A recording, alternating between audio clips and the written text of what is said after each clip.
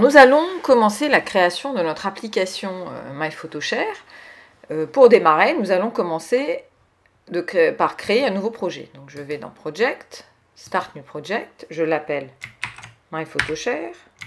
N'oubliez pas, il ne faut pas mettre d'espace.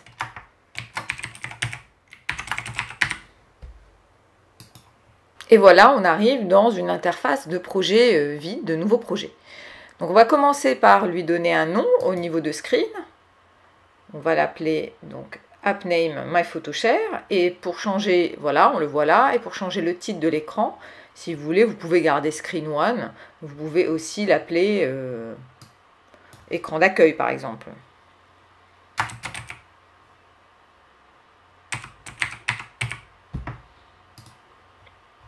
Voilà, si vous voulez. On va commencer par reproduire dans l'interface utilisateur le schéma qu'on avait fait de notre maquette, donc le schéma du premier écran. Alors pour cela, nous avons besoin d'une seule chose en fait. Nous avons besoin de mettre un bouton qui va nous permettre d'accéder au second écran. Donc on va prendre cette fois-ci pas label mais bouton. Bouton parce que c'est un composant qui permet une action. En fait, l'utilisateur peut appuyer dessus pour générer une action, contrairement à label qui affiche uniquement du texte. Donc je prends un bouton. Je vais le mettre là. Comme je vous l'ai déjà expliqué, le placement des différents composants se fait automatiquement en haut à gauche. Si vous voulez les positionner différemment, c'est au niveau de Screen 1 que ça se fait. Donc au niveau de Screen 1, je vais dire que je veux mettre mon bouton, par exemple, plutôt vers le bas, au milieu, tiens, et plutôt centré. Voilà, par exemple. Et donc ce bouton-là, on va l'appeler Open Segment Screen, voilà, pour savoir ce qu'il fait. Donc c'est le bouton qui permet d'ouvrir le second écran. Et comme texte pour l'utilisateur, on a mis MyPhotoShare par exemple. Alors on va tester tout de suite pour vérifier qu'on a bien l'interface. Voilà, c'est bon, ça s'affiche, donc c'est bon. Alors techniquement, on n'a pas besoin d'aller plus loin, à part de lui associer un bout de code. En temps normal, moi je fais une maquette fonctionnelle dans un premier temps, je ne me préoccupe pas trop du design, et c'est uniquement quand j'ai une première version qui tourne bien, ou le code tourne bien, que je reviens sur le design et l'amélioration esthétique, etc. Dans notre cas, pour le principe de ce tutoriel, je vais faire un peu l'inverse et on va passer un peu de temps sur le design et l'ergonomie de chaque écran pour vous expliquer comment ça marche parce que ça vous donnera de l'autonomie pour les prochains tutoriels. Vous pourrez y passer le temps que vous voulez tout seul et du coup, ça nous permettra de nous concentrer davantage sur la programmation ensemble. Donc, au niveau de MyPhotoShare, avant de mettre le code qui est associé, je veux lui donner une apparence qui soit un peu plus jolie. Donc en l'occurrence, je voudrais afficher une jolie image par exemple en fond d'écran et je voudrais personnaliser un peu plus l'apparence du bouton. Alors là, quelques conseils pour vous permettre d'aller choisir des images. N'oubliez pas, pour votre usage privé uniquement, vous pouvez utiliser les photos que vous voulez, mais si vous souhaitez partager votre application par exemple, il faut utiliser des images libres de droit ou alors payer des droits d'auteur. Donc je vous donne quelques adresses de banques d'images libres de droit où vous avez un grand choix. Vous avez par exemple Visual Hunt, qui est un site où il y a énormément d'images libres de droit. Voilà, donc dans plein de catégories différentes. Vous avez Unsplash, qui a moins de choix, mais qui a des belles images, notamment de nature, etc., de très belle qualité.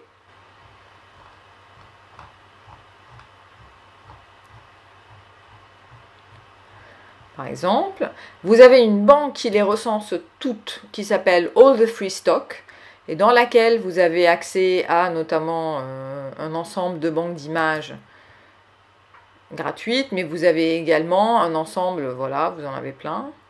Mais vous avez aussi des templates gratuits, des banques d'icônes, des sons gratuits, donc c'est énorme. Et en l'occurrence, moi j'ai utilisé dans ce cas-là une image que j'ai trouvée sur le site Pexels. Mais je vous montre un exemple. Je veux chercher sur le thème photo sharing, par exemple, pour voir ce que ça donne. Et pour vous montrer comment je vais récupérer l'image et la mettre en fond d'écran. Donc alors on va prendre la première image venue, hein. Par exemple je prends celle-là. Si je clique dessus, Ça vous montre si c'est une image que vous pouvez utiliser gratuitement ou si vous avez besoin de l'attribuer. En l'occurrence, ici, c'est une image que je peux utiliser gratuitement. Donc, je vais la télécharger. Soit elle se télécharge directement sur votre ordinateur, soit là, elle s'affiche. En l'occurrence, je vais enregistrer l'image. Je vais enregistrer l'image dans mon dossier téléchargement, ce qui me permet de la récupérer à partir de cette interface. Moi, pour cette application, j'avais choisi cette image-là, donc je vais vous donner le lien également, si vous voulez prendre la même image que moi. Voici le lien, vous pourrez la récupérer de la même manière. Donc une fois que j'ai choisi une image libre de droit, je repars dans App Inventor et au niveau de Screen, puisque je suis au niveau de l'ensemble de l'écran, je vais aller au niveau de Background Image, ici, et je vais pouvoir télécharger directement le fichier image que je souhaite télécharger. Je peux aussi le faire à partir de médias. En fait, ça revient au même, à partir de médias, toutes les images que vous allez télécharger vont de toute façon apparaître ici. Donc que vous le fassiez là ou là, peu importe, vous pourrez choisir ici ce que vous voulez parmi les médias existants. On va le faire directement à partir de Background Image. Je fais Upload File, parcourir. Je récupère le fichier dans mon dossier téléchargement et je vais l'ouvrir. Alors, un petit commentaire sur la taille. Voilà. Alors, comme je l'ai dit dans la présentation d'App Inventor, App Inventor a quelques limites, comme c'est une ressource qui est partagée par des millions d'utilisateurs dans le monde, et notamment, une application packagée ne peut pas peser plus de 5 mégas. Ça veut dire que le poids de l'ensemble des images qui sont comprises dans l'application ne doit pas faire plus de 5 mégas.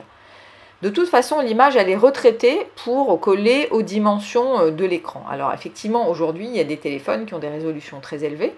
Ici, par défaut, on a une résolution moyenne de à peu près 300 pixels de largeur par environ 500 pixels de hauteur. Donc ça ne sert à rien de mettre des images qui pèsent très très très lourd si dans tous les cas elles vont être redimensionnées pour s'afficher à la taille de l'écran qui est plus petit. Parce que même si le logiciel les redimensionne de manière un peu automatique, en fait le poids reste. Et donc ça veut dire que vous aurez utilisé un fichier qui fait presque 2 mégas pour pas grand chose. Donc là je ne vais pas retraiter l'image, ce n'est pas le but de ce tutoriel, mais je vous conseillerais en général de d'abord réduire la taille de vos images avant de les charger. Ça ne sert à rien d'avoir des images qui sont trop lourdes alors qu'on ne va pas les utiliser à leur dimension originelle.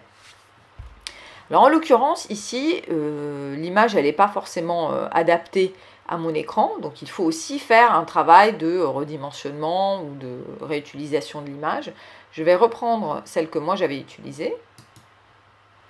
Voilà, et à ce niveau-là, je vais choisir une autre image. Donc voilà, ça ne veut pas dire que je dois supprimer l'autre, je change. Et j'ai celle-ci qui s'affiche et qui en l'occurrence s'affiche mieux parce que elle était adaptée à mon application. Donc on va supprimer l'autre, ça va éviter de charger l'application pour rien. Donc ce principe de charger des images, ça fonctionne pour tout. Hein. Vous pouvez aussi mettre une image associée à ce bouton, par exemple.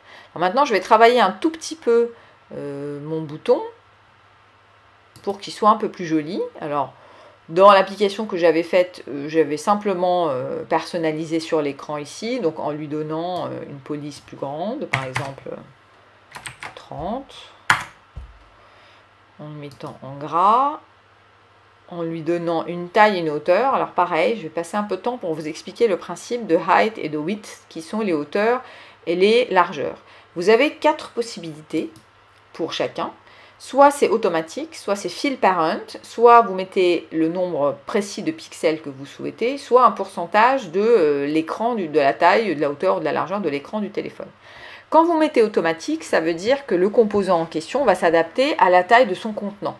Donc si la police est importante, bah, la hauteur va augmenter en fonction. Si je diminue la police, c'est ce que vous avez vu là, hop, je repars sur 10 par exemple, ça se réduit en fonction. Ça, c'est valable pour tous les composants. Si je fais fill parent, ça veut dire qu'il va occuper tout l'espace disponible pour ce composant. Donc en l'occurrence là, il ne va pas occuper plus d'espace, mais quand vous mettez dans une grille de positionnement par exemple, s'il y a plusieurs composants, bah, chacun va prendre l'espace disponible pour lui. souvent, on va prendre Canvas, par exemple. Vous allez voir tout à l'heure, si on met Fill Parent, il va occuper toute la largeur du téléphone. Vous pouvez aussi choisir le nombre précis de pixels que vous souhaitez lui donner. Donc, si par exemple, je mets 100 pixels, vous voyez, bah là, la hauteur devient de 100 pixels. Donc là, en l'occurrence, si je veux ajuster, par exemple, disons que je veux mettre 50, pour avoir un bouton qui soit assez large, voilà, je mets 50 et 8. Et dernière chose, donc je peux aussi choisir de mettre en pourcentage de la hauteur du téléphone, ce qui va permettre de s'adapter à la hauteur des différents téléphones, appareils. Donc là, je vais mettre 50%, vous allez voir. Voilà, ça devient 50%. Donc moi, je vais rester sur 50 pixels en hauteur. Et en largeur, par exemple, si je fais Fill Parent, il va remplir la largeur du téléphone. Alors, disons que ça me plaît, je peux le laisser comme ça. Ou alors, on va lui donner une couleur grise, on va lui donner un texte blanc, et voilà. Et on va tester pour voir si ça marche.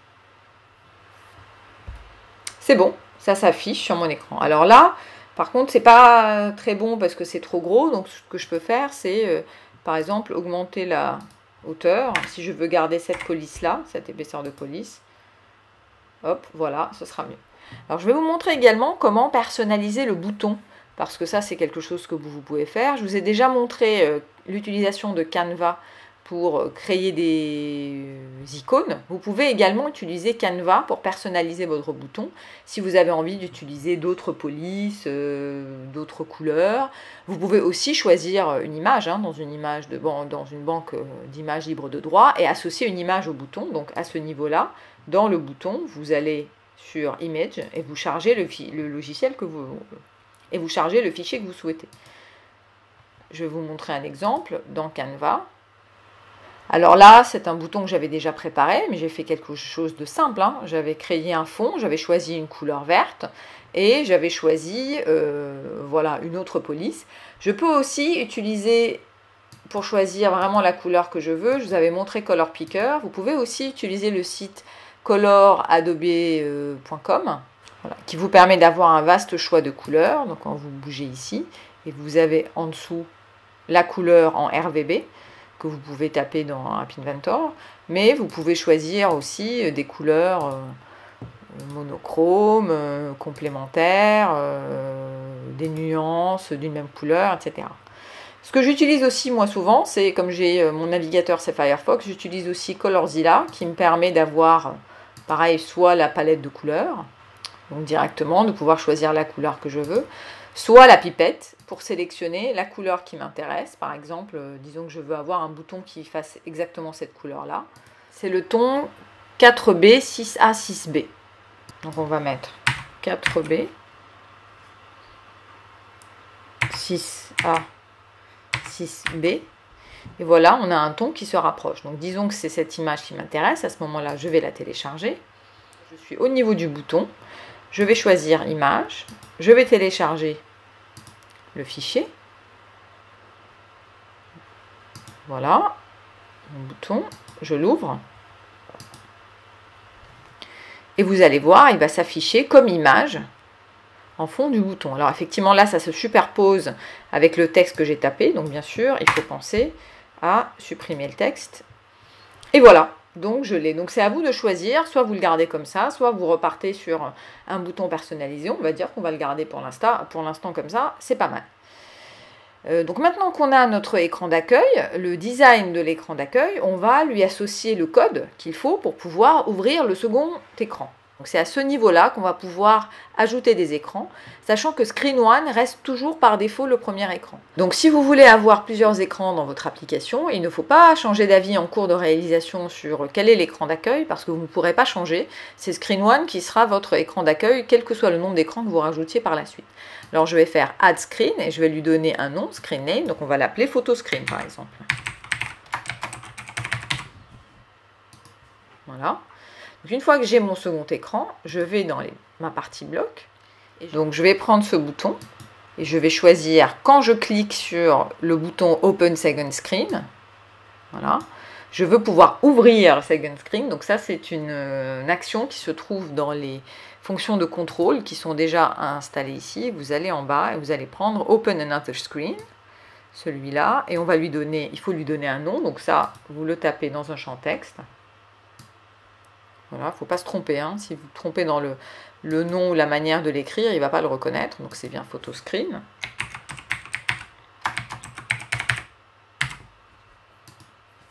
Et on va tester tout de suite, donc j'appuie sur le bouton My Photo Share, et normalement, voilà, c'est bon, il m'ouvre un second écran qui est vide. Alors maintenant, on va s'attaquer à la réalisation du second écran.